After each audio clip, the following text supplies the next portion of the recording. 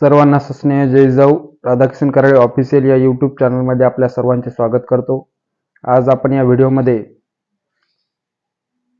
प्रधानमंत्री किसान सन्मान निधी योजनेचा जो रजिस्ट्रेशन नंबर आहे तो आपण रजिस्ट्रेशन नंबर कशा प्रकारे आपल्या मोबाईलवर स्वतः कशा प्रकारे सर्च करू शकतो, कशा प्रकारे काढू शकतो हे या व्हिडिओच्या माध्यमातून बघणार आहोत. त्यामुळे हा व्हिडिओ शेवटपर्यंत नक्की बघा. चला तर मग व्हिडिओला सुरुवात करू. सर्वप्रथम आपल्याला pmkisan.government.in या वेबसाईटला भेट द्यायचं आहे.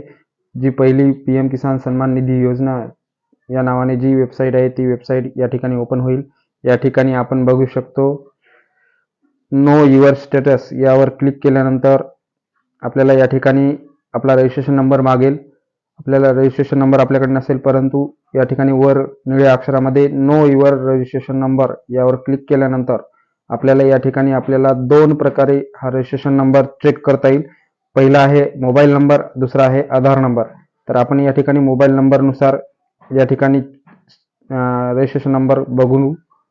या ठिकाणी आपला मोबाईल नंबर जो पोर्टलला दिलेला आहे तो मोबाईल नंबर या ठिकाणी टाकायचा आहे. त्यानंतर जो कॅप्चा दिलेला आहे तो कॅप्चा या ठिकाणी टाकून द्यायचा आहे. कॅप्चा टाकल्याच्या नंतर गेट मोबाईल डाटावर क्लिक केल्यानंतर या ठिकाणी आपल्याला एक OTP येईल. तो OTP आपण या ठिकाणी टाकून द्यायचा आहे. OTP टाकल्यानंतर गेट डिटेल्सवर क्लिक केल्यानंतर या ठिकाणी आपण बघू शकतो हा जो रजिस्ट्रेशन नंबर आहे तो आपल्याला या ठिकाणी दिसत आहे. आपण हा रजिस्ट्रेशन नंबर बाजूला लिहून ठेवायचा आहे आणि या रजिस्ट्रेशन नंबरवरून आपण आपल्या PM किसानचा जो स्टेटस आहे तो स्टेटस या ठिकाणी बघू शकतो.